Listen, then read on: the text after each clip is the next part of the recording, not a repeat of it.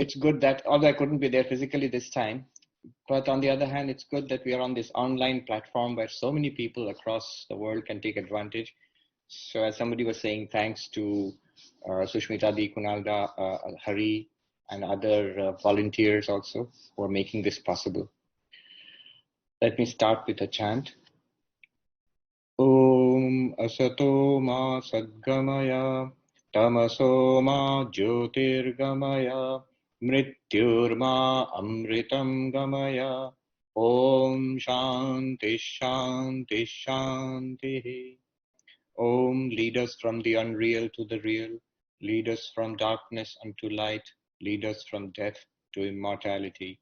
Om, peace, peace, peace. So I'll get straight to the subject of this retreat. So in two parts, today and on Monday evening again. It is the Pratah Smarana Stotra of Shankaracharya.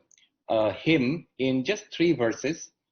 It means remembering Brahman early in the morning, contemplating Brahman at dawn. So this has been my personal practice for several years now. The moment I wake up, I chant this. Nowadays, I chant it mentally. There are many texts in Advaita Vedanta. We all know that the fundamental texts are the Upanishads, which are in the Vedas. In fact, Vedanta itself comes from the Upanishads, the highest teaching, the final teachings. Not literally it means end, but actually the meaning of Vedanta is not literally the end of the Vedas, but it is the Siddhanta of the Vedas, the final teachings of the highest wisdom of the Vedas. And after the Upanishads, you have the Bhagavad Gita, where the teachings of the Upanishads are given as practical spiritual wisdom by Lord Krishna to Arjuna. And there's another text, the Brahma Sutras, where a variety of philosophical issues arising from a study of the texts of the Upanishads are reconciled, are argued out, and a coherent system of philosophy is developed. That's the Brahma Sutras. So these 3 are the famous triple canon of the Vedanta: the Upanishads, the Bhagavad Gita, and the Brahma Sutra. The Shruti Prasthana, the Smriti Prasthana, the Nyaya Prasthana. And then a vast literature grew, starting from the commentaries of Shankaracharya, actually before that, from the Karikas of Gaudapada Acharya. And that also is what we have today. There was more, quite a bit of it has been lost probably. From Gaudapada, and especially from Adi Shankaracharya, who wrote commentaries, the famous Bhashyas. In fact, even Uttarakhand, if you go to the sadhus there, you will keep hearing, not Shankaracharya, you will keep hearing Bhagavan Bhashyakara.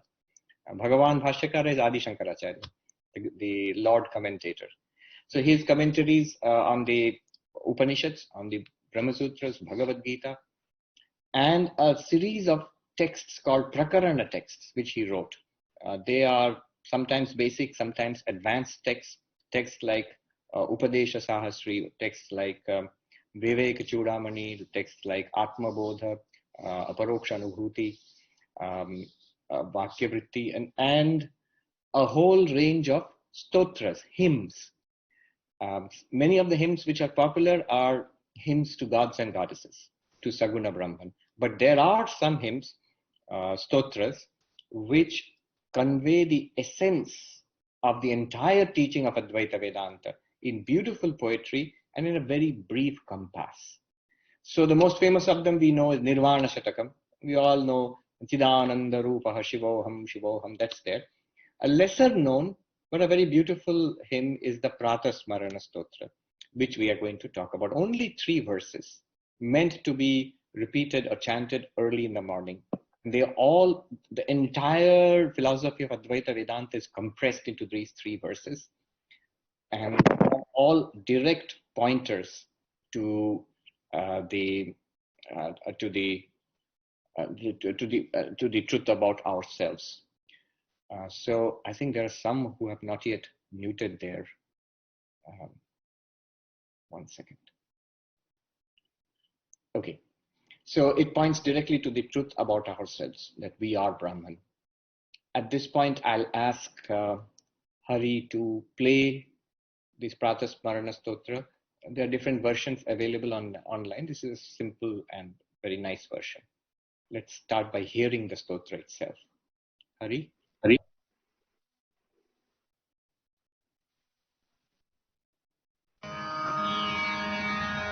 Pratah Smarami Hridi Samspurat Atmatattvam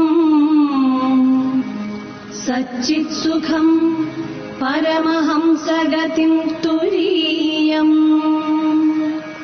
Yat Swapna Jagara Sushuptim Avaiti Nityam Tad Brahma Nishkalam Aham Nacha Bhuta Sanghaha Pratar Bhajami Manasa Vachasamagамyam Vacho Vibhanti Nikhilaya Danugrahena Yam Neti Neti Vachanaihi Nigamaochuhu Tam Deva Devamajam Achyutam Ahuradriyam Pratannamami Tamasaha Paramarkavarnam Purnam Sanatana Padam Purushottamakyam Yasmin Idam Jagadashesham Asheshamurtau Rajvam Bhujangamiva Pratibhasitam Vai.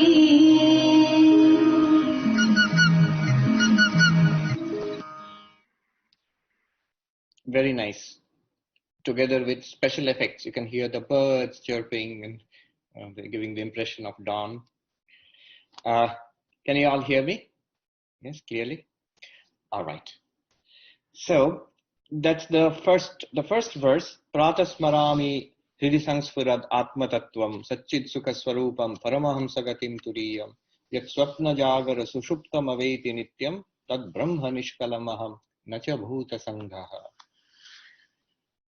Where I'll start in the middle. There is this Yat Swapna Jagara Sushuptam Aveti Nityam Turiyam. So, Turiyam Yat Swapna Jagara Sushuptam Aveti. Here, Adi Shankaracharya has compressed in one phrase the essence of the Mandukya Upanishad. The Mandukya Upanishad is the shortest and the most powerful of the Upanishads, along with the Mandukya Karika of Gaudapada Acharya, more than 240 verses. All of that is compressed here in just one brief, powerful phrase.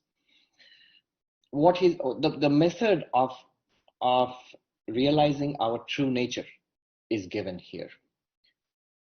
Our attention is drawn to our daily experience. See, one of the beauties of Advaita Vedanta is it is actually not asking you to believe that there is Brahman, nor is it asking you to believe that you are Brahman. It is not even asking you that you meditate and then you get a special experience someday. Some mystical experience will come and then you will realize that you are Brahman. Many people think of Advaita Vedanta like that. Not even that. What it is asking you to do, it's asking us to look at our own experience, our daily experience, something that is available to all of us, to each of us, every day, all the time. What is this experience? So the classic example, the classic paradigm taken up in the Mandukya Upanishad, which Shankaracharya uses here, is our experience of waking, dreaming, and deep sleep. So in the waking experience, right now, for example, we experience a world through our senses. This is how the Mandukya defines. Information brought in through our senses. We see forms. We hear sound. Just like now, right now, you are seeing a form and you are hearing sounds. With the eyes and the ears, we smell and taste and touch. Through the five senses, information about the objects of each of the senses is brought into our minds and we experience them. We feel ourselves to be the waker, the knower. And these experiences are of objects, the known, the objects of this world, which we experience through senses. This entirety is called the waker's world, Jagrat Prapancha, the waker's world, the world experienced in the waking state. And I, the experiencer, I, the knower, am the waker, Jagrat Drashta, or the knower in the waking state. And then after some time, we fall asleep every day. And then this world disappears. Even our own body, that we are lying down in a room on our bed, that also disappears from our experience. And we experience a dream world, people and places and activities going on. We all ourselves have a body in the dream, and we feel that we are in that body. It's all of that. This becomes clear only after waking up. During the dream, it seems to be another waking experience. We generally don't even doubt that we are awake. We don't think that we are dreaming. So there we are the dreamer, and we experience a dream world. Actually, what is happening? The body has fallen asleep. The mind still goes on working, and with samskaras, the impressions gathered in our waking lives, the mind constructs within itself a virtual reality, a very, very powerful, detailed, colorful virtual reality. Not just one, maybe multiple virtual realities. We have multiple dreams every night. And actually we do not go to any place. Actually, we do not meet people outside. We do not experience objects. It's all inside the mind. The mind itself becomes the dreamer and the dream world. The mind, the sleeping mind itself becomes the dreamer and the dream world. And we still have a subject and object there. The subject is the dreamer and the object is the dream world. Again, the scene changes. The mind itself goes to sleep. Not only the body, the mind also goes to sleep. It shuts down temporarily. That is deep sleep. The absence of the activity of the mind, that is experienced as deep sleep. Notice, I am not saying that there is no experience. There is experience, but there's an experience of an absence. We normally think of deep sleep as an absence of experience. No experience. No, it is rather an experience of absence. So in deep sleep, there is a deep sleeper, and there is the blankness of deep sleep, except that blankness and the deep sleeper are not two separate things. In deep sleep, it's all merged into one featureless blankness. That's why in deep sleep, we do not say, I know blankness. I am experiencing deep sleep. If you think that, then you are not in deep sleep. You don't think of anything in deep sleep. You don't even feel that I am an experiencer of deep sleep. No. And yet this blankness is experienced, because when we wake up, we say, I slept happily, I did not know anything. One proof, indirect proof that deep sleep is a kind of experience is, if deep sleep was not experienced, then what we would report? We would report, I was awake, I went to sleep, I had these dreams, and now I'm awake again. But that a period of deep restfulness, blankness, every language has this kind of a phrase, I slept like a log. English, those who are Bengalis, I know there's a phrase, ghumiye kada, like slept like mud. You have to imagine the hot, humid climate of Bengal, and if you have deep sleep in the afternoon, you'll wake up feeling like mud. So, ghumiye kada. But every language has a phrase corresponding to deep sleep, which means it's an object of experience. Now, what the Mandukya points out is, notice, it's not that you are three knowers, that you are like a tripartite. You are a waker and a dreamer and a deep sleeper, and you're experiencing three different worlds. No. We all say, I was the one who was awake. I was the one who dreamt. I was the one who was in deep sleep. And I'm the same one who's awake now. Which means, I, the knower, I continue in and through these three pairs. What are the pairs? The pair is waker and waker's world, pair 1, subject-object. Dreamer and dreamer's world, pair 2, subject-object. Deep sleeper and deep sleeper's darkness, pair 3, subject-object. Those subject-object and deep sleep are not distinct. These three subject-object pairs, they all belong to me, one. Now the Mandukya asks, what is it which is common, underlying, shining through all of this? What is it that appears as the waker and the waker's world? Now, the same thing appears as the dreamer and the dreamer's world. The same thing appears in your experience as the deep sleeper and the deep sleep darkness. And again appears as the waker and the waker's world. What is that in itself? Now, with respect to these three, waker, dreamer, deep sleeper, that one which underlies all three, which continues in and through, which allows us to claim, I was the waker, I was the dreamer, I was the deep sleeper, now I'm again the waker. That which allows us to claim all three, which must underlie all three, which gives a unity to all three, which illumines all three kinds of experiences. That one, call it the fourth. I hope you're with me. Fourth. Fourth why? Waker 1, dreamer 2, deep sleeper 3. The fourth. In Sanskrit, one of the names for four, just four, is Turiyam. We have this in Vedanta. Turiya is a wonderful term. It stands for Brahman, pure consciousness, Atman, but actually it means only four. All it means is number 4. So fourth is Turiyam. In the Mandukya Upanishad itself, this Turiyam is our real nature. The whole purpose of Vedanta is to shift our understanding of ourselves from the waker to the Turiyam. Think about it. All of us, except the ones among us who are enlightened already, Jivan Muktas, other than those, the rest of us, we think of ourselves as the waker. Not even as the dreamer or the deep sleeper. We always think of ourselves as the waker. This fellow here, Sarvapriyananda, I am Sarvapriyananda, this fellow in this body.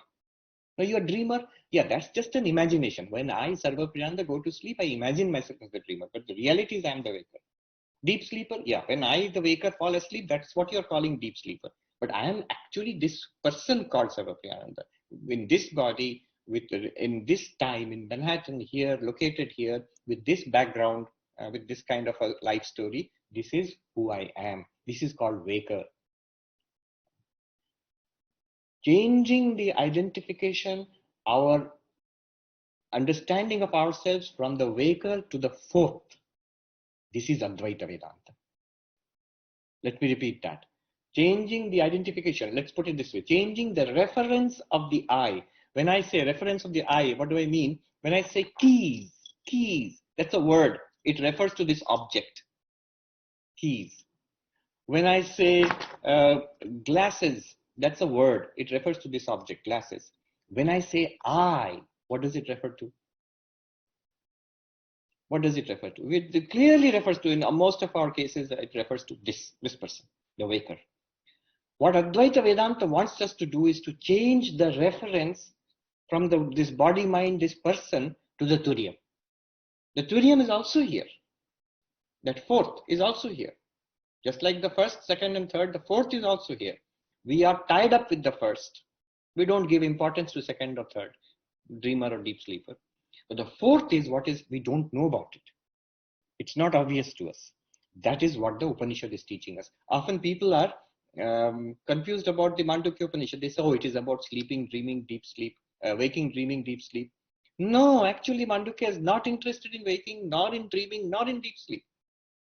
Mandukya is just using those three to point to the fourth. 1, waking, 2, dreaming, 3, deep sleep. These are the experiences available to us. By a study of this, I shall reveal what I want to reveal, Brahman, the ultimate reality. The ultimate reality is called the fourth here.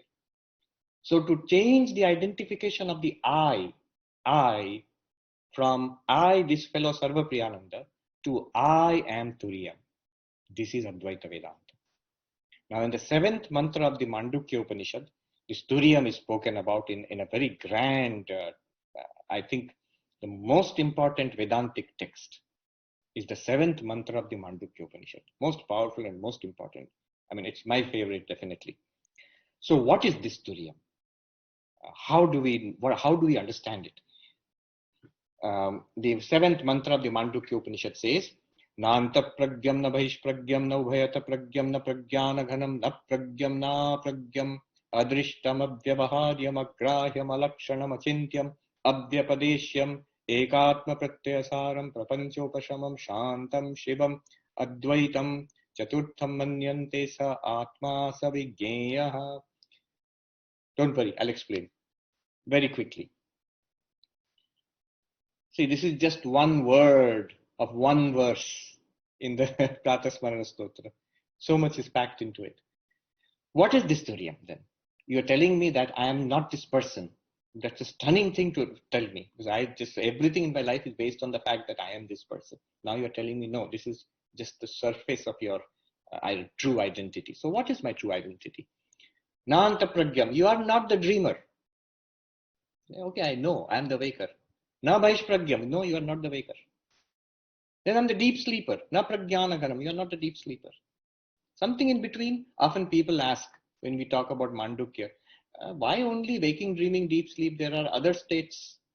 Some people are in coma, some people may be daydreaming, some people may be in altered states of awareness by using drugs or high or something like that. So why only sleeping, dreaming, waking?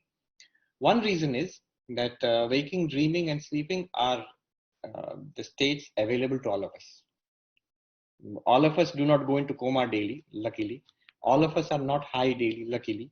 So these are the three which are common. Advaita Vedanta always takes something commonly available to all of us and then uses it to point out the highest reality.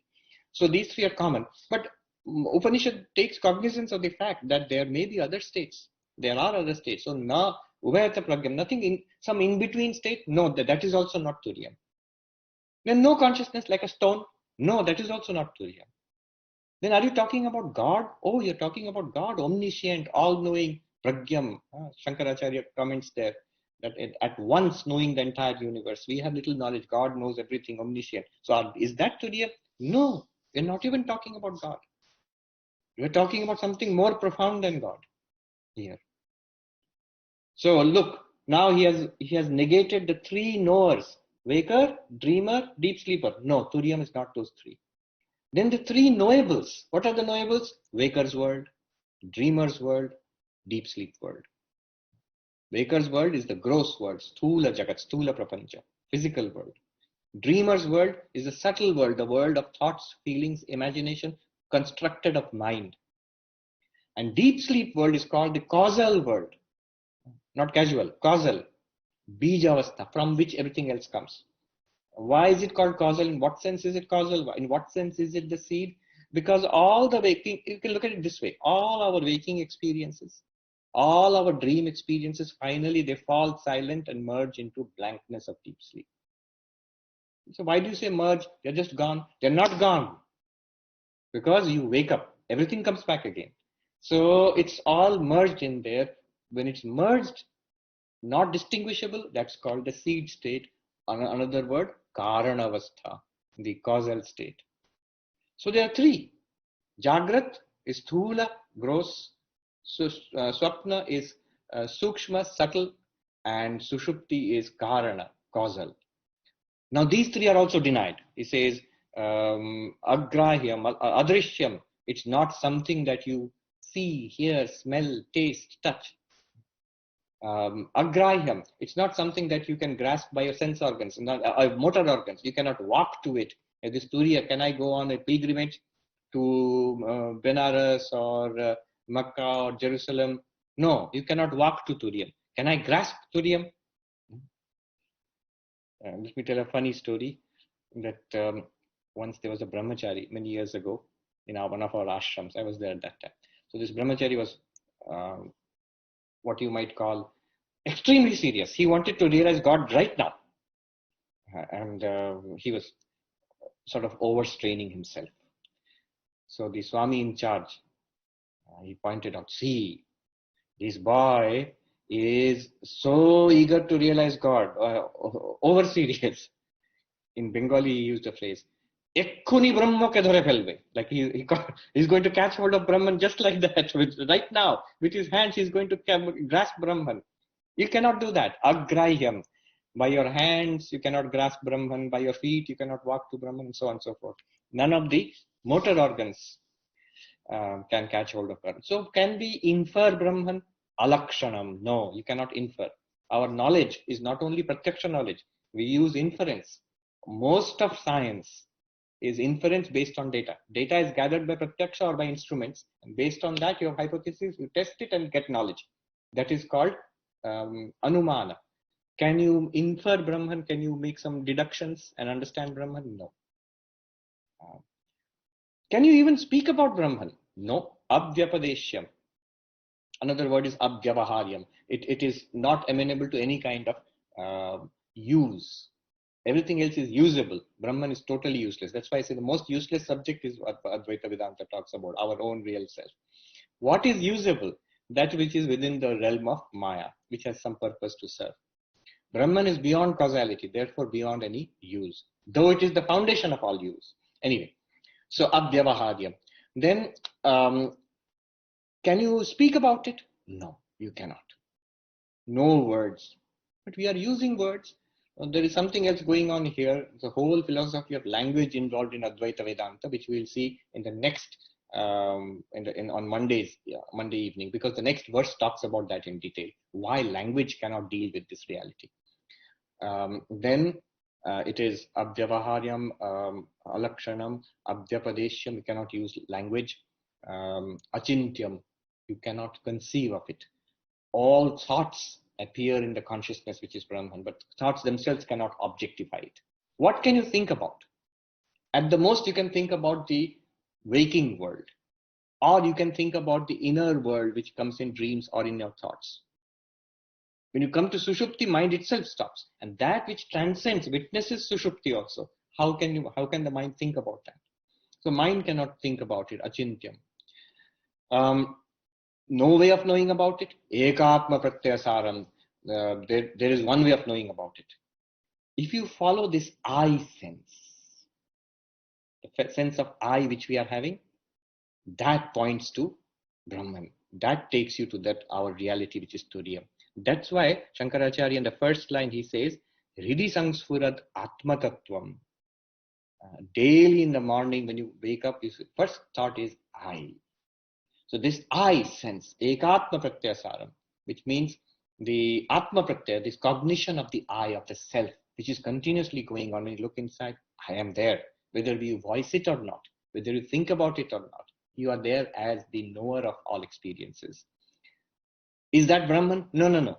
It points to Brahman. It points to Turiya. That sense of the self is not the ultimate reality, because that's also something that you experience. That's also something that stops in deep sleep. That's also not there in deep sleep, but it points to the ultimate reality. Prapanchopashamam. It is the silence of the universe. Very beautiful verse, very, very beautiful term. Gaudapada writes a whole chapter on it. The second chapter of the Mandukya Upanishad, Mandukya Karika, Vaitatya Prakaranam, is entirely on this one word, Prapanchopashamam, the silence of the universe. What does it mean? It means, from the Turiyam's perspective, there is no waking world, no dream world, no deep sleep world. What do you mean? No, it's not there. They are all nothing apart from the Turiyam. They are all appearances and disappearances in the Turiyam. I'll explain. You see, if you have the classic example of the gold ornaments, if you have a bracelet and a necklace and a tiara, for example, they are all made of gold. Now, if I ask how many ornaments are there, you will say necklace 1, bracelet 2, and tiara 3. If I say gold, count the gold, then you will say there is only one thing. Gold is not a fourth one. Gold is not something apart from the 3 ornaments, and there is one more thing called gold. Gold is not a new kind of ornament. Gold is the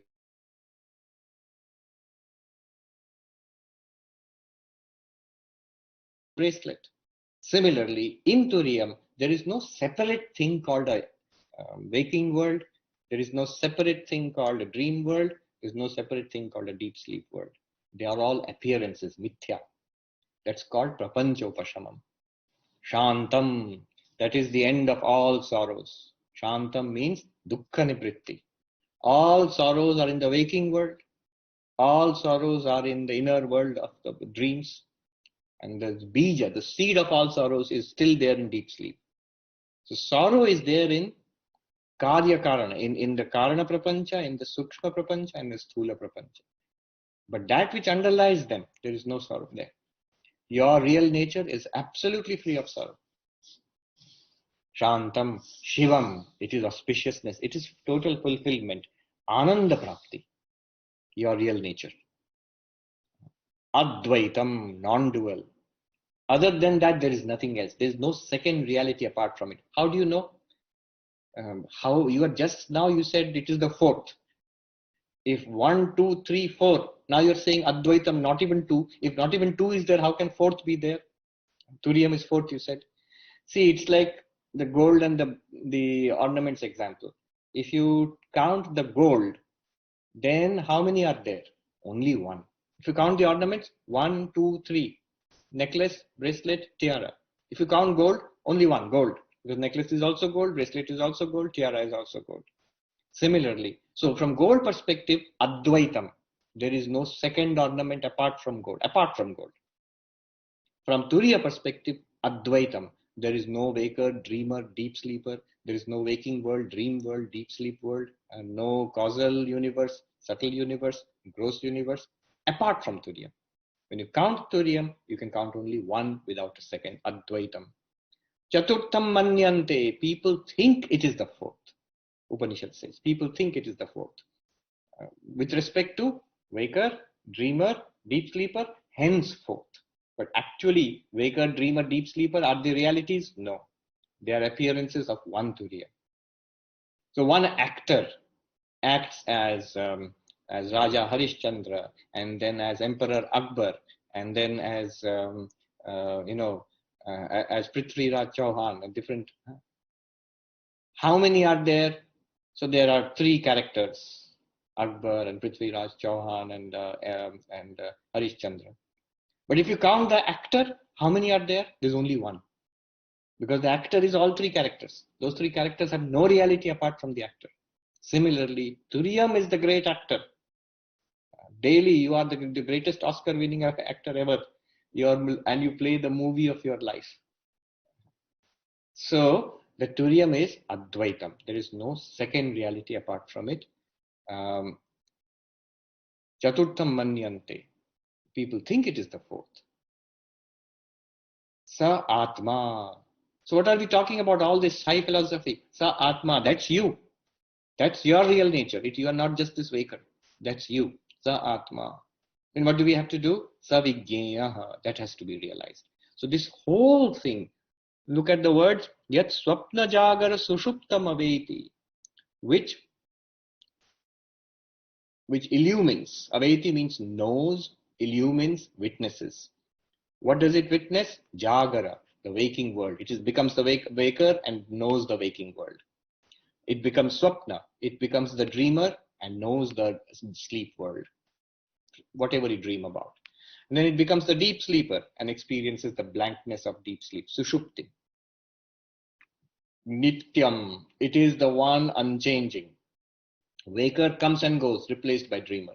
Dreamer comes and goes, replaced by deep sleeper. Deep sleeper comes and goes, replaced by again waker. They come and go. The one thing constant in all of them is the real you, Nityam, that one awareness. I said, Swami, why are you saying awareness? Where is this awareness coming from?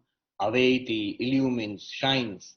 Are these not all experiences? Isn't waking an experience? Isn't dream an experience? Isn't deep sleep also an experience? If you are experiencing, awareness must be there. Without awareness, how will you experience? Without light, how will you illumine?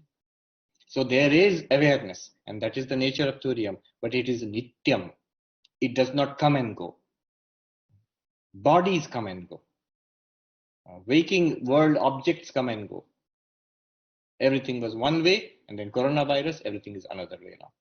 People are saying, I said to people that when this virus has come in February, I was telling people, right now, notice how everything seems dreamlike. What is this? Social distancing, and you have to put mask, and colleges are closing down. It all seems dreamlike.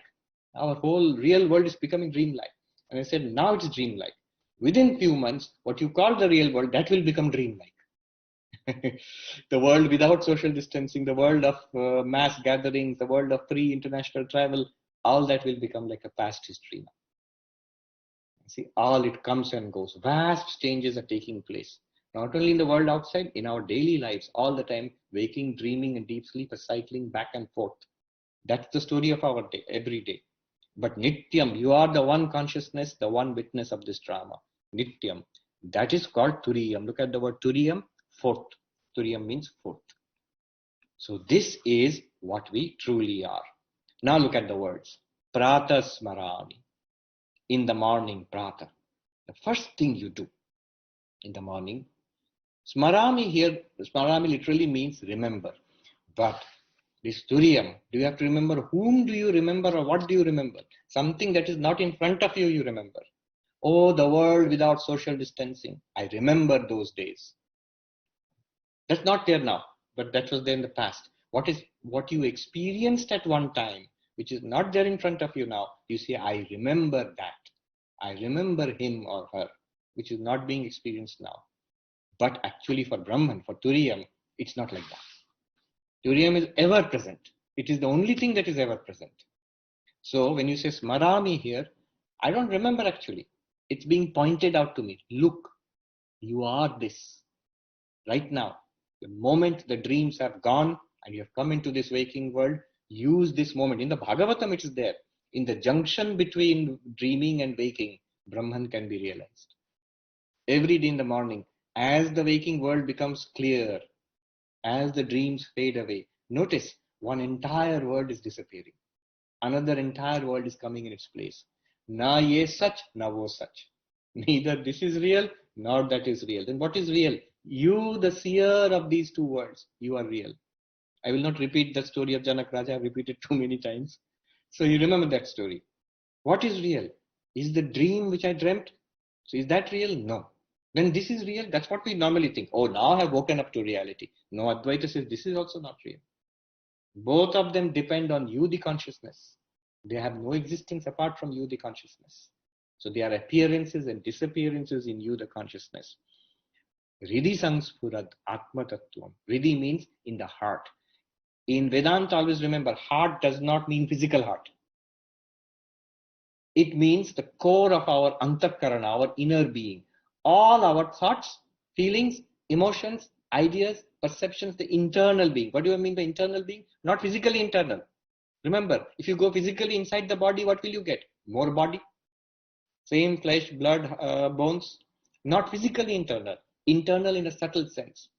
Nothing spiritually, mystical, anything about it. It's a common experience for everybody.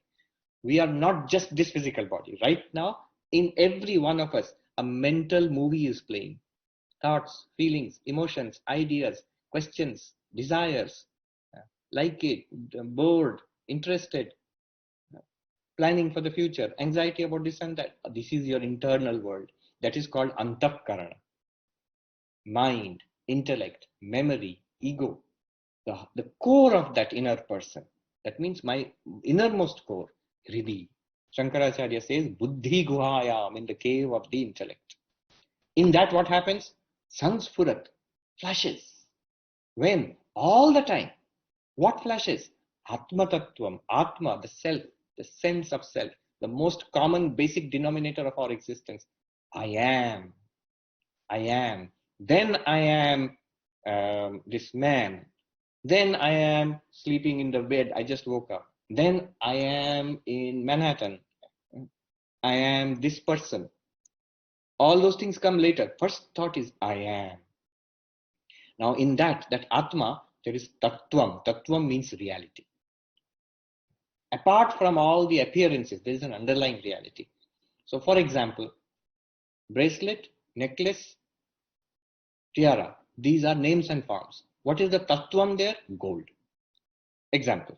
Similarly, waking, dreaming, deep sleep, waker, dreamer, deep sleeper. These are appearances coming and going. What is the fundamental reality here? That is the Atma Tattvam. That is the reality, that consciousness. Now this feeling, attend to this. This is a very subtle thing to be said here. This feeling of I, when you attend to it, it's available here. This feeling of I, there are three things here. Things, I'm saying just like that. There are three elements to be finely distinguished here. First of all is the thought I. This is called the ego, in Sanskrit, ahankara. It's simply a thought in the mind. Why do I say it's a thought in the mind? Because when the mind goes to sleep, the ahankara also goes to sleep. In deep sleep, nobody feels I. That ahankara is gone. So the I is the movement of the mind, the function of the mind called ego or ahankara. That's one element where when you feel I, the self, that's one element. There's one more thing there, very closely, intimately associated with the ahankara, awareness. Try to distinguish the thought from the awareness. So thoughts come and go. Awareness is common. Good thought comes, I'm aware of it. Bad thought comes, I'm aware of it. Desire comes, aware of it. Anger comes, aware of it. Frustration comes, aware of it. Noble intention comes, Vedanta comes, aware of it. All these things are coming and going. Awareness is constant. So this awareness, which is there in your I thought. Then the self, there is an I thought. Second thing is the awareness, which shines in and through that I thought. Even that is not the Atman. That is called Chidabhasa, the reflected consciousness. Your thought of the I, Atma Tattvam, that Atma, the sense of self, that is like a mirror, and this awareness is like a reflected face. And the third element is the real Atman, the Turiyam Brahman, which you really are, that is like the real face. Three are there. Of these three, two you can, if you think subtly, if you notice right now, you can find two of them. If you find the third one, you're enlightened right now. You're Jivan Mukta. Moksha is assured. Third one is right there also. But it is a little bit more difficult to find. It is the one shining. It's like looking at the mirror, you can see the mirror. Looking at the mirror, you can see your face in the mirror. But then how will you know the real face, which is reflected in the mirror? What is the mirror? I. What is the reflected face? Chidabhasa, awareness. What is the real face, the real you? The Turiyam, which is shining on that mirror. That movement, see that awareness there in the I thought, that points to the real awareness. The reflected awareness points to the real awareness. Chidabhasa points to Chit. That real awareness is Turiyam, Atma, Brahman, whatever you call it. That's why he says Atma Tattvam. What is the Tattvam? Not the I thought, not even the reflected awareness. It is the real awareness, which is the Turiyam, which is Atma Tattvam. What is its nature? What is it made of? Body, I know, is made of flesh and blood, matter. Mind, I know, is made of thoughts. Deep sleep is made of a resolved state of those thoughts. But what is the Turiyam made of? Satchid Sukham. It is pure existence, it is awareness, and it is bliss. Sat, pure being. What do you mean pure being? What is the, can you give an example? What is pure being? All the things which exist are existing things. Existence itself, you can compare to the gold in an ornament. All the ornaments are like things, and the gold is like existence. Or the other way around, all objects are like ornaments, and the existence of those objects is like the gold in the ornaments. Notice everywhere you see, all objects around you, door exists, the walls around you exist, laptop exists, body exists, mind, thoughts exist. That existence common to all of them, that is pure Sat. Chit, awareness. Thoughts come and go, feelings come and go, perceptions come and go, ideas come and go, memories come and go, waking, dreaming, deep sleep come and go. But the awareness in which they are coming and going, that one is Chit. It does not come and go. So that is Turiyam. And it is Sukham. It is infinite fulfillment. It's not a feeling of, all feelings of happiness are modifications of this Sukham. All feelings of misery are the obstructions to this Sukham. But the Sukham is the underlying unlimited bliss. It's like a reservoir of bliss. Shankaracharya says it's the ocean of bliss, the drops of which are the tremendous joys of this world which people are running after. You are running after drops from the ocean of bliss which is there within you, your own nature. So that is Sukham. Or we say Satchidananda, the same thing. Satchit Sukham, Satchidananda. Paramahamsa Gatim. That is the goal of the Paramahamsa sannyas. The highest category of sannyasis in Shankara Vedanta, the Paramahamsa sannyasis. So our order, Ramakrishna order monks, we are Paramahamsa sannyasis. Why have you become Paramahamsa sannyasi? Why are you going around wearing orange dress? Somebody said, why are you dressing like a human Fanta? You know, the orange Fanta drink is there in India. I don't know if it's here in India. So like orange dress. So in Hollywood, when I would walk down towards the library in Hollywood Boulevard, people would comment, you know, hey, I like that color. Where can I get cloth like this? So why are you wearing this? Why are you practicing sannyasa? What is the goal? Gatim, what is the goal for you? The goal is to realize I am Turiya. So who is the Paramahamsa? The real Paramahamsa is not that who is wearing an orange dress, is the one who realizes I am Turiyam, I am Brahman. So whether actually you are formally a monk in Dashnami Sampradaya of Shankaracharya, or you're a householder, student, man, woman, whatever, old, young, the moment you realize, Aham Brahmasmi, I am the Turiya, you are the real Paramahamsa. The others are practicing, we are practicing to be Paramahamsa. So Sri Ramakrishna Paramahamsa, real Paramahamsa. And we are all in training Paramahamsa, the rest of us. So then let me go to the last line. We have done the first 3 lines. Tad Brahma Nishkalamaham Nacha Bhuta Sangaha. Aham Brahmasmi. The Mahavakyas that you can see. Aham Brahmasmi. Tad Brahma Nishkalamaham. Aham, take the Aham. I. Who am I? Not Vaker, not Sarvapriyananda, not this person. Rather, Aham Brahma, Aham Tad Brahma. Which Brahman? The Turiyam Brahman, which is the witness of waking, dreaming, deep sleep, which is the ground of the waking, dreaming, deep sleep. Tad Brahma Aham. This is the Mahavakya. Aham Brahmasmi. I don't know if you know, in our order, each of the orders has its own Mahavakya. So in our order, in the Ramakrishna order, Puri Sampradaya, the Mahavakya is Aham Brahmasmi. It's from the Brihadaranyaka Upanishad. I am Brahman. So Shankaracharya says, you say to yourself early in the morning, I am Brahman, not this waker. Just as you are sure now, that fellow who was dreaming, I am not that dreamer. Because I've woken up, I realize it's false. Similarly, immediately assure yourself, I am not this waker also. This one has come now. Along with this waking world, the whole thing will disappear again tonight. So I am the consciousness which underlies waker and dreamer. Tad Brahma Aham, Aham Brahmasmi. Nishkalam, partless. So am I Brahman with 4 parts? We just said 4 parts, waker, dreamer, deep sleeper, and Turiyam. No, partless. There is no division within me.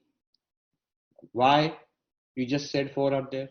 Because waker, dreamer, deep sleeper are appearances. They cannot be counted. You cannot count. Like I like laddu, and I took laddus, or let's say fruit cake.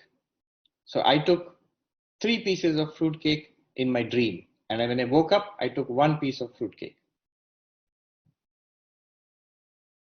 Nivedita is smiling. So now, can I say I have taken 4 pieces of fruit cake? No, you cannot count the 3 pieces you took in dream. Only the one you took in the waking. In a similar way, the waker, dreamer, deep sleeper cannot be counted in comparison to Turiya, because it's the Turiya alone who's acting. Like the actor who acted in 3 roles. So are there 4 actor plus 3? No. Actor is the only one who exists. Those 3 are roles which appear. Somebody saw the classic Vedantic example. Somebody saw a rope, did not recognize it as a rope, thought it was a snake. Another person came, said, no, it's not a snake. It is the crack on the earth, Guchidra. In the earthquake, there was a crack. That's the crack. Another person came and said, no, it's not a crack on the earth. It's the temple, they've thrown away Pushpamala from the temple. They're all in the semi-darkness. The rope is being seen as Pushpamala, a discarded garland, Guchidra, crack in the earth, and Sarpa, a snake. But actually it's a rope. Are there 4 things? Rope, number 1. Snake, number 2. Crack on the earth, number 3. And garland, number 4. No. There is only 1, the rope. The other 3 are mistakes. Similarly, Nishkalam, Brahman has no parts. You are only the partless consciousness Waker, dreamer, deep sleeper are appearances in you. Shankaracharya, in his introductory verse to the Mandukya Karika, he says, Maya Sankhya Turiyam. Fourth, only by Maya Sankhya counting. By counting within Maya, you come to Brahman as the fourth. Actually, it is not the fourth. It is the only one reality. You're counting waker, dreamer, deep sleeper, which are the roles of the actor. The great actor Turiyam is acting in 3 roles. If you count them, then only Brahman seems to be fourth. There's no parts in Brahman. Nishkalam. Advaita Vedanta goes deep into this. Sajatiya, Vijatiya, Swagata Bheda Rahita. There is nothing other than Brahman. And other than Brahman, there is world. And there are stars and planets and dolphins and coronavirus and so on. No, none of them exist apart from Brahman. But are there many Brahmans? Like Brahman, are there many? Sajatiya? No. Brahman is only one, without a second. No second Brahman is there.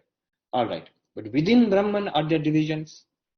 Vishnu's head, Vishnu's chest, Vishnu's waist and legs, hands, 4 hands, all different divisions within Brahman? No. Within Brahman also no division. It's one homogeneous mass of existence consciousness. So without any division, Nishkalam, I am not this collection of matter. Natu bhuta sanghaha. What is the collection of matter? Body is a collection of matter. Akasha, Vayu, Agni, then Jala and Prithvi, the 5 elements. Or in modern chemistry, you will find more than so many, in periodic table, so many elements are there. Bhuta Sangha, conglomeration of matter. Not even mind. In Sankhya cosmology, adopted by Vedanta, even mind is matter. The Sukshma Tanmatra, the subtle forms of the 5 elements, they constitute the mind. Even our thoughts are matter. How do you know how to distinguish between matter and consciousness? In Vedanta, it's very simple. Anything that you are aware of, which you can say that or it, that's matter. Are you aware of the paperweight? Yes, matter. Are you aware of the hand? Yes, matter. Are you aware of the breath? Yes, matter. Are you aware of the thoughts? Yes, good thought, bad thought, matter. Are you aware of the blankness, no thought, deep blankness in deep sleep or in meditation? Yes, I'm aware. Then that is also matter. So from the deepest core of our being, the experience of deep peace in deep sleep or in samadhi, down to the grossest object in the world, all matter, all object. And you are the witness of it, which is the non-objective consciousness. You are not bhuta sangha, not a combination of matter. And anyway, the combination of matter also is not real. They are all appearances in consciousness. All this is first verse, and all you have to remember early in the morning. So with that tension, so Maharaj, we will not go to sleep itself. I have to remember all this thing in the morning after getting up. First thing in the morning, heavy dose of Advaita Vedanta. And this is just first verse. Then more glorious things will come in second and third verse. Okay, I am done. Now let's interact. So Hari, will you conduct the Q&A session? Those who want to ask questions. Yes. So if you have a question, you can just send a chat message that you have a question. Or you can like raise your hand or something, and you can unmute yourself, right? Yes, but unmute yourself. Multiple people unmute. Yeah. So there is a way of raising your hand. I think in the participants, yes, there is something called raise hand. If you can find it, you just click there, and one little blue hand will come up. Then Hari can unmute you, or you can unmute yourself. Let us see. Or in the chat also you can send it. First question is from Chris Gopal from Florida. Mahodaya, you can ask. Okay, Swamiji, Hari Om. What is Sakshi? Is Sakshi same as Chitabhasha? Is the Sakshi same as Chidabhasa? No. Think of the face, mirror, reflected face. Think of the experience of looking at your face in the mirror. The mirror is the mind, more precisely the Antakarana Vritti, in which the consciousness is reflected. So the mirror, the reflected face is like the Chidabhasa. And the real face, your real face, is like the Sakshi. Anything that you are aware of is not the Sakshi. That which is aware is the Sakshi. Okay. Yes. Thank you. Next is Sonu Pillai. You can ask now. Thank you, Maharaj. When you said Satchit Sukham, Ethereum is only one. Yes. Why is it just Sukham? Why is it not Dukham? Like, why is it not happiness and sadness? We have to understand, Sukham does not mean happiness. In the ordinary sense of Sukham is the feeling of happiness we get in the mind. So I have a laddu, I feel happy. I meet a friend, I feel happy. I read a Vedanta book, I feel happy. So that is a feeling in the mind. But that's not what is meant by Sukham here. The same word is used, or Ananda, for example, is used sometimes. How do you distinguish? It's like this. Just as when we say Sat, I don't mean objects which exist. I mean existence itself. Just as when we say Chit, I don't mean thoughts and feelings. I mean the consciousness which illumines those thoughts and feelings. So when we say Sukham, I don't mean particular feelings of happiness which come and go. Rather, that which is reflected in the mind as happiness is called Sukham. Now, a deep investigation of this is found in the Taittiriya Upanishad in something called the Brahmananda Valli. Towards the end, there is a section called Ananda Mimamsa, an investigation into happiness, into Ananda. So there they show you can have a whole range of happiness, from human happiness up to the happiness of the Devatas, up to the happiness of Brahma, Hiranyagarbha. All of these are experiences in the mind. More happiness, deeper happiness, more profound happiness. But they're all experiences in the mind. You know what they are like? They are all like reflections of your face in a better and better mirror. Shinier reflection, better reflection, all because the mirror is polished. Now, what is the source of all of these happinesses? They're all limited. How are they limited? All of these happinesses, including the happinesses of the gods, they come and go. Look, notice all our happinesses, they come and go. Just like objects which exist, they come into exist, they exist and then disappear. They are born and they die. In consciousness, thoughts and feelings, they arise and disappear. But the existence itself is not born or does not die. Consciousness itself does not arise or disappear. Similarly, Ananda itself is not a feeling of happiness which comes and goes. Rather, all feelings of happiness are reflections of that Ananda or manifestations of that Ananda, which is unlimited. Just as all things which exist are manifestations of Sat.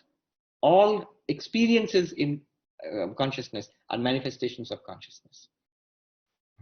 So that Ananda or Sukham, what is mentioned here, is not what you might call a vritti Ananda, modification of the mind. But all modifications of the mind which give us joy are reflections or limitations of that.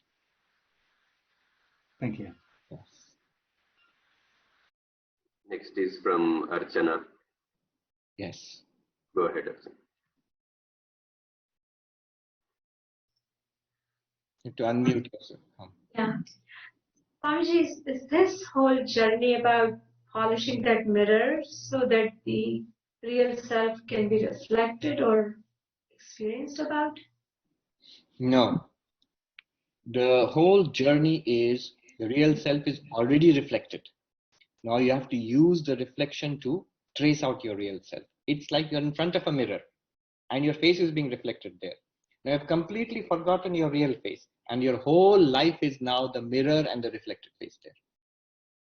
Whatever happens to the mirror and whatever happens to the reflected face, you think it's happening to me. Miserable thought appears in the mind. I am miserable. Body becomes sick. I am sick. Body and mind are so limited. I am limited. I am afraid. I am attached. Body and mind, you set up attachments and likes and dislikes with other people. And so samsara starts. But the real self is continuously being reflected in the mind. Use that, just like the real face is being reflected in the mirror. Can you look at the mirror and the reflected face? By your understanding of what a mirror does and what a reflection is, can you begin to trace out from there to, oh, remember, you can never see your real face. You can only see a reflection of it. You can only realize that I am this. I am not that. So the journey is from ignorance to knowledge, from not recognizing to recognizing. Polishing the mirror is very important, because with the clouded mirror, all this will not work. If the mirror is dirty, this will not work. If the mirror is shaking, restless, it will not work. It has to be a clean and stable mirror. Like the water has to be clean and it has to be stable.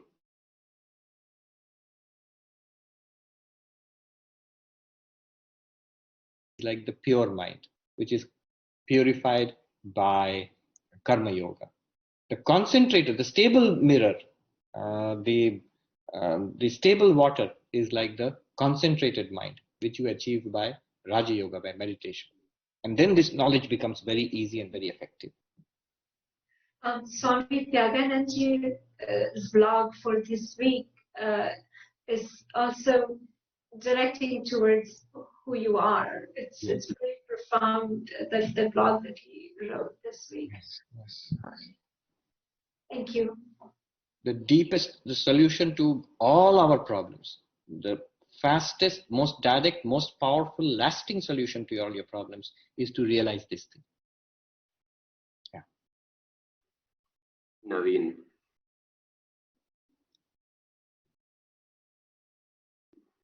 Naveen, you can unmute and ask the question.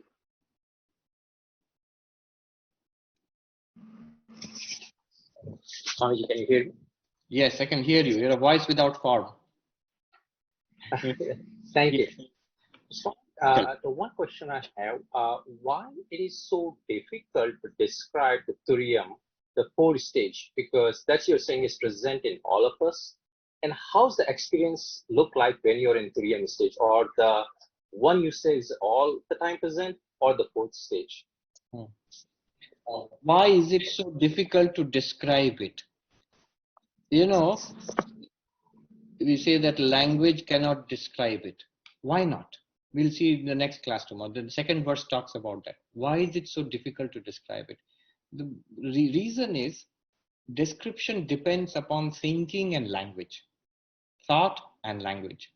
And thought and language are designed for the dualistic world. Thought and language are designed for objects. But for the pure subject, for a non-dual reality, thought and language cannot grasp it. That's why it's so difficult to describe. It cannot be described directly. Shankaracharya, he asks in the commentary, when you are describing the waker and the waking, commentary to the Mandukya Upanishad. So when you're describing the waker, we directly describe. The waker is the one who sees the world through senses. When you're describing the dreamer, you directly describe. Dreamer is the one who falls asleep and imagines things in the mind. Deep sleeper, you can directly describe. But when it comes to Turiam, why don't you directly say, what is Turiam? Why are you saying it is not the dreamer, it's not the waker, it's not the deep sleeper? You see, those cases you directly pointed out. But when it comes to the fourth, the Turiam, you're becoming indirect. You're saying it is not that, neti. Why are you doing this? Because there is no direct way of pointing it out. If you think that it's a snake, if somebody else thinks that it's a crack on the earth, and the third person thinks it's a garland discarded by a temple. Sarpa, Bhuchidra, Mala, Pushpa Mala, 3. And this is the only thing that is available to you. How will you point out the rope? How will you point out the rope? Only by doing nisheda, by negating, by telling him it's not a snake, it's a rope. It's not a crack in the earth, it's a rope. It's not a discarded garland, it's a rope. You first have to negate the error, then only you can point out the underlying truth. Because what is apparent to people is the error itself, what you think it is. That has to be negated first. So it is not the waker, not the dreamer, not the deep sleeper, it's the underlying consciousness. That's why it's difficult to describe. And the next question is, what will be the experience when you realize that you're Turiya? Let me ask you a question. When you look at a bracelet, a golden bracelet, and you realize it is gold, what will be your experience? Will you see something new? Will the bracelet become a necklace? No. What you are seeing, you'll continue to see. But now you will understand something deeper about it. Similarly, upon enlightenment, Will I see light? Will I see angels descending from the sky? Will I get vision of the 7 chakras or something like that? All those things may happen if you have those particular practices. But in Advaitic realization, the final highest realization which produces moksha instantly, you just realize that it always has been, it is, and it always will be this Brahman which I am. You will not see a new thing. You will not hear a new thing. You will not touch or smell a new thing. All of the things that you experience now will shine with the light of the Atman, the Turiya which you are. And permanently so. Once you make the breakthrough, it is permanently available to you effortlessly. You don't have to make an effort. This is Ridi Sangspurat Atma Tattvam. Early in the morning, you notice that the sense of self is shining through. Until we are enlightened, we will say, it's me. And then we'll immediately add, I am Sarvapriyananda lying down in the bed. But the enlightened person, notice how effortless is that sense of I. Upon waking up, did you practice? Now I must practice I repeat the I mantra. No, I comes up effortlessly. It comes up constantly. Whenever you notice inside, you feel I am there. I am.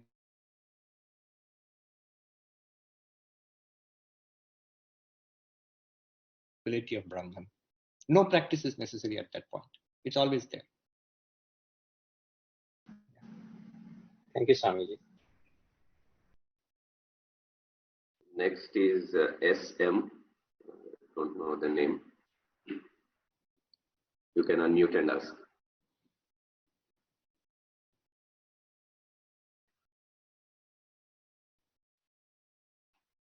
SM, please unmute. Yes. Maharaj. My question is, after I've realized or I've convinced myself that that I am Brahman, how do I lead this life in this unreal world?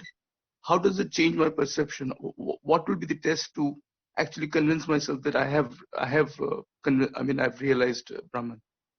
First of all, no test is necessary. When you make the breakthrough, it will be so stunning and such clarity will dawn upon you that, it will be most obvious. But you'll say, what are the practical consequences? The practical consequences will be this. The same world will appear before you. The same waking world, the same body, the same samsara will appear before you. But you realize, I am not this person. I am this consciousness shining through the mask of this mind and body. This entire world is nothing different from me, this consciousness. You will have a feeling of oneness with everybody and everything.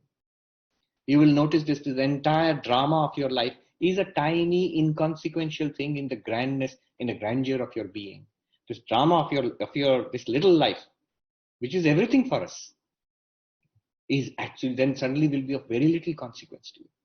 It's all right. It's fun. There is that saying which I like very much. Whatever is behind you and whatever is yet in front of you is as nothing compared to what is within you. Whatever is behind us, our entire life, what has happened till now, from babyhood till now. Whatever is ahead of us, I don't know, full of anxieties, fears, expectations, desires. All of that is what is most important to us, what has happened to me and what is going to happen to me. All of that is tiny, insignificant compared to the glory shining within you right now. Once you discover that, you will feel a deep sense of oneness with everybody. You will have no real, you might have likes and dislikes, but you will have no real deep enmity with anybody. You will have no real deep envy or dislike for anybody. And I also say, you will have nothing more to complain about. That's why I always say, don't be eager to claim enlightenment. After enlightenment, no complaining. Everything is all right. You will not be afraid of anything. And in a deep sense, there will be no fear at all. Not afraid of anything. Not jealous of anybody. You will be not attached to anything at all. And yet, you'll be full of love for everybody. Dhanavad Maharaj, I have to contemplate more on this. Yes. Next question is from Aruna. Maharaj, Pranam, what happens in meditation for us to realize our true self? All right, that's a vast question. What is the role of meditation? What happens? So I'll give you one answer to that, which is not the answer of Shankaracharya, which is not the answer of Advaita Vedanta. It is the answer of Patanjali, of the Patanjali Yoga Sutras. What happens in meditation is, see, this continuous restlessness of the mind is what is hiding our real nature as pure consciousness from us. We think we are this restless mind. So when the mind can be made restful, quiet, and calm, then we will realize that we are not the mind. Swami Vivekananda gives the example in his Raja Yoga. Like, imagine a clear lake and the water is still. Then you can see through to the bottom of the lake. You cannot see the bottom on two conditions, when two problems are there. One is if the lake is dirty, you cannot see the bottom. And if the lake, there's a lot of wind is there, a lot of waves are there, then you cannot see the bottom. Similarly, if the mind is polluted by the rubbish that we are throwing into it and we have been throwing for lifetimes, we cannot realize ourselves as the Atman.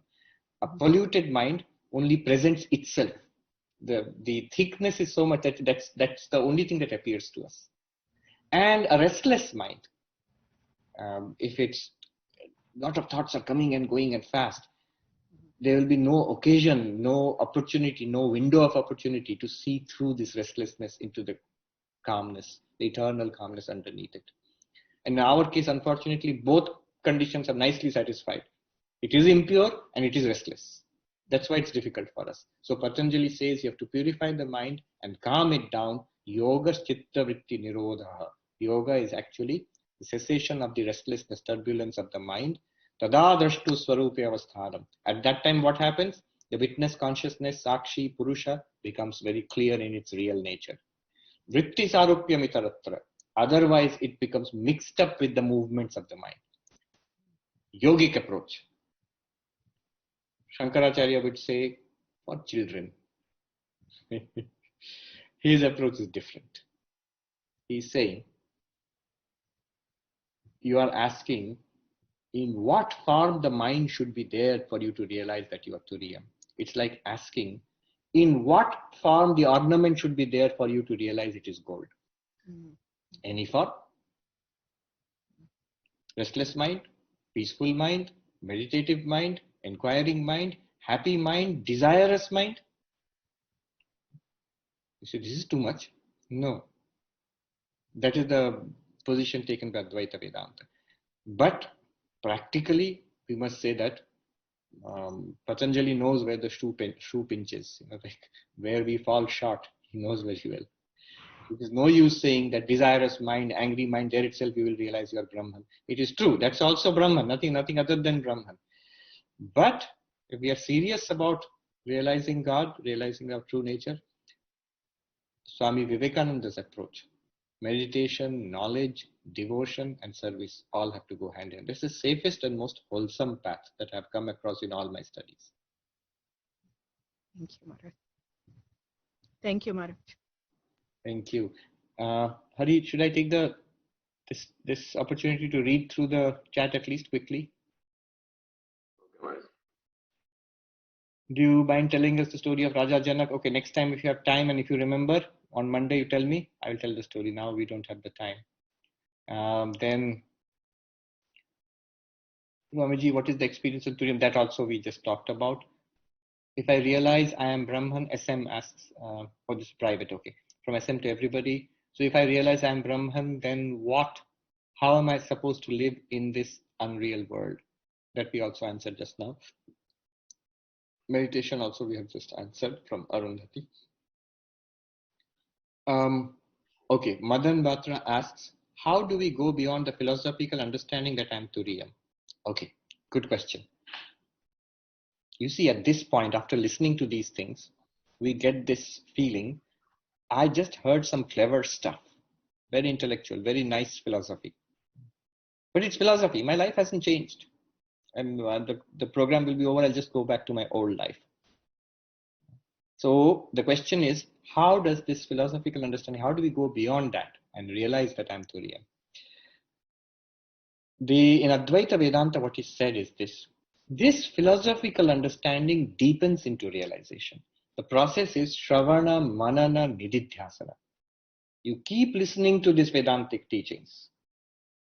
Early morning, you get up and notice, yes, here was a whole world of dreams disappearing. Here is a whole world of waking becoming clear to me now. I'm getting into this identity of the waker. Vedanta is right. I am the unattached consciousness. You notice every day. One day it will become clear as sunlight and permanent for you. So it is this understanding of Vedanta which you hear again and again. Then you try to notice it. And then you try to stay with it. Shravana, Manana, Nididhyasana. Hear it again and again. Question it, argue it, tear it to shreds. Every possible attack. So I was in Harvard last 1 year. In one assignment I was given 1,000-year-old Buddhist attack on this Hindu concept of self. So Hindu monk, please defend. So I had to write 25-page defense of this. And the professor, he sent it back to me thrice.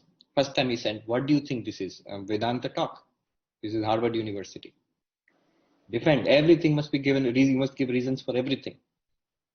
So second time I sent it back. Second time again, line by line, cutting it out, this and that. Then third time again I sent it. And then he said it's a solid defense of Vedanta.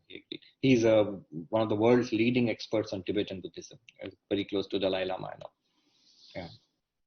So reason it out. Mananam, no problem at all. I was learning Tibetan Buddhism, and I saw the Tibetan master is telling the student, what is the process to get nirvana? He says, first hear these truths, then reason about it, and meditate about it. Same Shravana, Manana, Nididhyasana. So this is how, at the level of Mananam, you will get philosophical understanding. Stay with it, it will become clear. How will philosophical understanding becoming clear if you stay with it? Because it is your own reality. It's continuously available to you. It's like staying with the reflected face in the mirror and trying to understand where is the real face. One day you will see it's not here, here, here. No, it is here. Oh, it will come. Yes. By the grace of God, yes. Then, thank you. Life is a play. It's from Uma. The part 10, there's someone else assigning the parts we play. How does this fit with Advaita? That all is consciousness. Okay. So the parts which we play, what's going on in this life, the people you are with, the family you are born into, the body you have got, the events of your life, and the end of the life of this body. I will not say end of your life. You go on living. Take it guaranteed. Today I'm telling you, Pittsburgh online retreat. So when the body drops off and it's, oh, death has come, terrible. You see, oh, the Swami was right. I'm still there.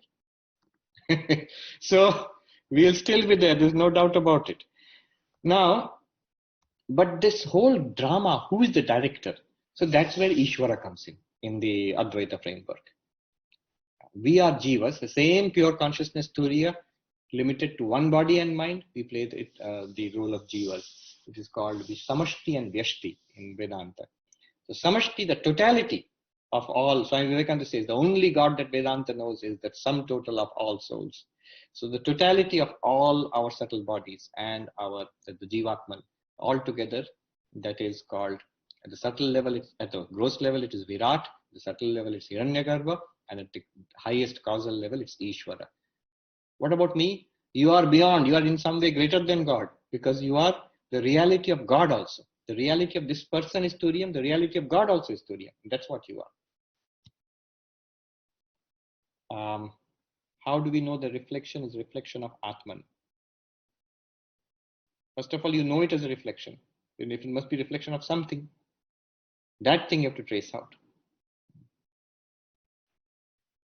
Why is it reflection of Atman? Because what is this reflection? You are always inquiring about yourself.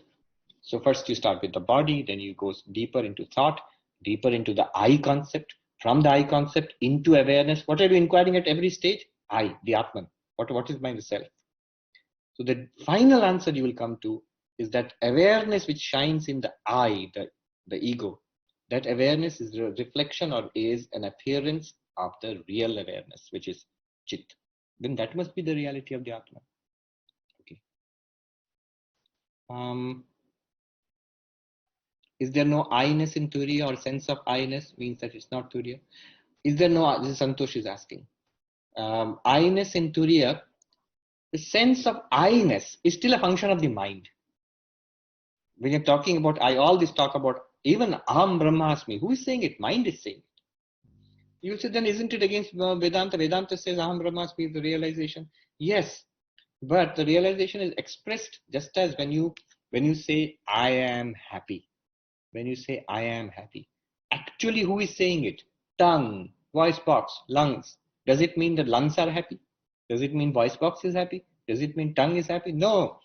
Happiness is in the mind, but the mind cannot speak. Mind uses this vocal apparatus to express its happiness.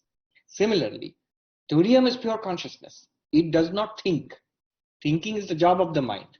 So then that I am the Turiya, that thought is formed in the mind. The mind, body, prana, all belong to the Turiya. All ornaments belong to gold. That's what I'm saying. Every ornament is a new way of appreciating gold. So all the activities of mind, all the activities of senses, all the activities of body, every object in the world is the glory of Turiyam itself. Kenopanishad says, Prati bodha viditam matam amritatvam hi vindate. In every experience, then you will realize God. See, that's why Shankaracharya makes fun of the yogis. Yogis say, shut out all the experiences. Calm down the mind, stop thinking, and then you see the glory of the Atman, the Purusha, beyond mind. Vedanta says, yatra yatra mano yati, tatra tatra samadhaya. Think of anything in the world. Don't stop thinking. Think of anything, see anything, touch anything, smell anything, taste anything. Every experience will reveal Atma to you. What a wonderful thing. In Hindi, one sadhu said very beautifully, Advait प्रतीति को मिटाने के लिए नहीं है. अद्वैत आपको व्यवहार में निर्बाध बनाता है. Advaita is not for wiping out experience. Stop everything. That is death. Stop everything. I don't want a painful experience of the world. That is the yogic attitude. I want to remain in samadhi. After Nirvikalpa Samadhi, Narendranath, Sri Ramakrishna asked Narendranath, what do you want? I want to remain like that. No. So with eyes open and eyes closed, that sadhu said, Advaita aapko vyavahar mein nirbadh banata hai. In vyavahara, in waking state, going to your job or social distancing, working from home, dealing with family, dealing with the issues of the body, dealing with finances, sitting for meditation, in all of these experiences, you will continuously, indubitably experience the presence of God, of Brahman. Prati bodha viditam matam. In every experience, seeing, hearing, smelling, tasting, touching, the Brahman will be revealed to you effortlessly, continuously.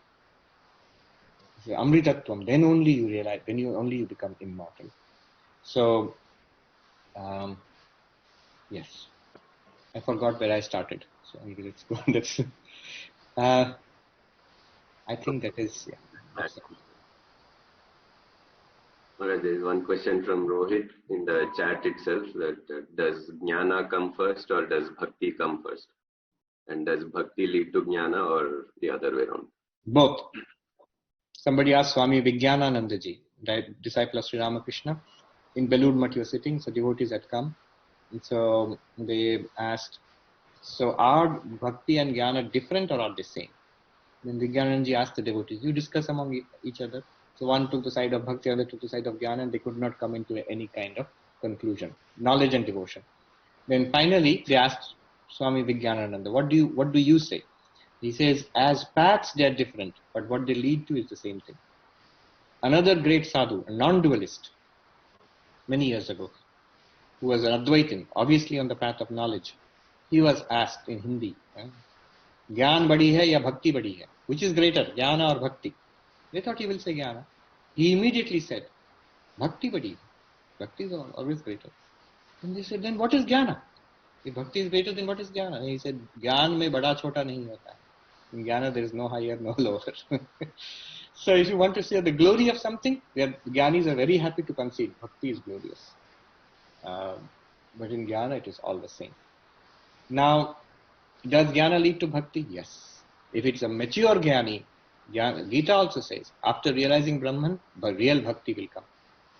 The jnani, again and again Krishna says, the jnani is the one dearest to me. Of all the bhaktas, the jnani is the one dearest to me because tattvata, he knows, the jnani knows me in reality. Other bhaktas are only believing in God. The jnani knows God, that God exists. For the jnani, God actually is real. So, mature jnana usually leads to bhakti. In most jnanis' lives, you will see they may not express it, they are deep bhaktas. And bhakti also leads to jnana. those Mirabai were they are Gyanis? No, not at all. They're Purna Gyanis. They're fully in Jnana. Many interesting stories about them, but yes, interesting. One last question from Rama. Swamiji, namaste and pranam. Can you hear me? Yes, I can hear you. Yes, okay. Swamiji, I have a question on this Anithium. When we are understanding this world as Mithya, talk about world being Anithiam, right? Anithiam. Yes, we talk about everything in this world comes into existence and goes out of existence. They are born and they die. But the question that's lingering in my mind is, actually, does anything die? Isn't it just a change of from one state to another? Even the Sukshma Sarira, even the resolution state, doesn't it just goes into a state of causal nature? From that perspective, how do I really understand Anitya? Does it really goes out of existence? Anithyam means that this change. So change is there, definitely. Things change from subtle to gross, gross to subtle, subtle to causal. Continuous change is there. And yes, it's a change of form. But the change of form itself is destruction. So what is Anithyam? So for example, this body. Is it Nityam or Anityam? It is Anityam. Because this body was not there in this form. It was in the form of other forms of matter. And then it's in the form of food. Then in the body of my parents. And then this body has come. One day, very soon, it will fall apart. And it will go back to, it will be burnt. And it will go back to the 5 elements. Now if you say, no, look at the 5 elements. Yes, 5 elements are always there. As long as this physical universe is there. In that perspective, 5 elements were not created or destroyed. Or the elements in chemistry. But certainly the body was constituted and then pulled apart again. Similarly, so all the constituted elements in this world, it's a Buddha's understanding. All compound entities will perish. What is perish? Go back to their causes. So the understanding of destruction and creation in Hinduism, Sankhyan understanding, is the manifestation of the effect from the cause is creation. Tree from seed.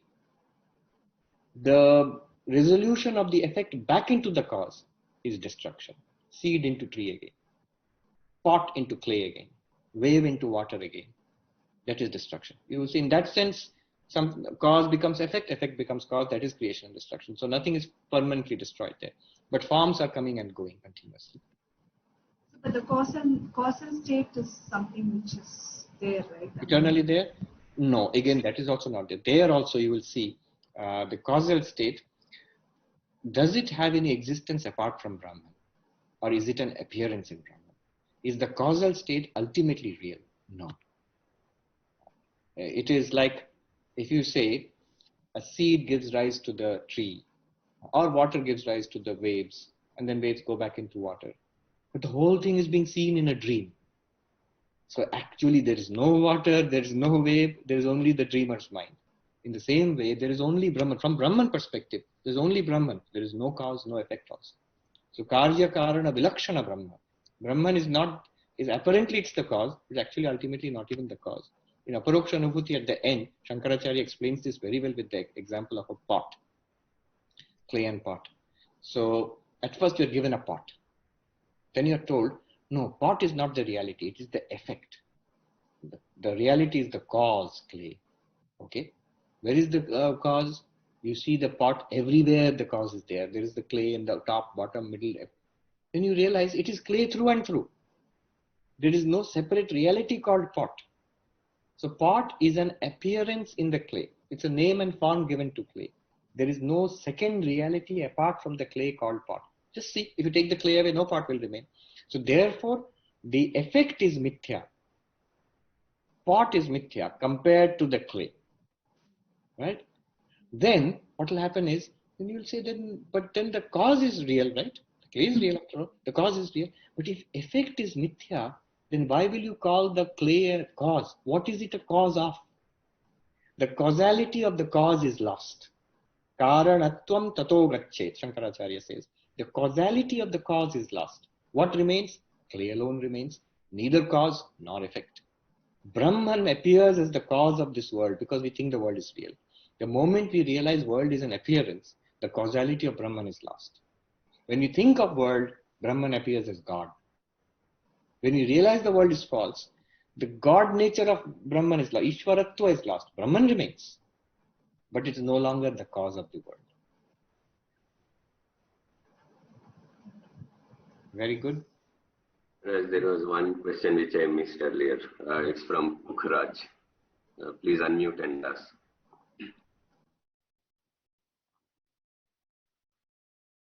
Yes. Pranam Swamiji. Please ask. My question is very simple one. The word aveti that we use in the first verse, we use this in the lot lakar, avatu mam avatu. So that I thought that means God Protect, yeah. But that also can be used, but here I think it is used, as far as I've seen all the translations, as knowing. But consciousness also does not know; it witnesses or illumines. So here I have to use this in the philosophical sense of illumining or witnessing the three states of waking, dreaming, and deep sleep. Protecting in that sense also you can use, because after all, waking, dreaming, and deep sleep derive their existence from Turiya. Without Turiya, there would be no waking, dreaming, and deep sleep. Who protects waking, dreaming, and deep sleep? Turiya alone. Thank you. All right. Om Shanti Shanti Shanti Hari Om Tat Sat Shri Ramakrishna Arpanamastu. Very good. We'll meet again on Monday and continue the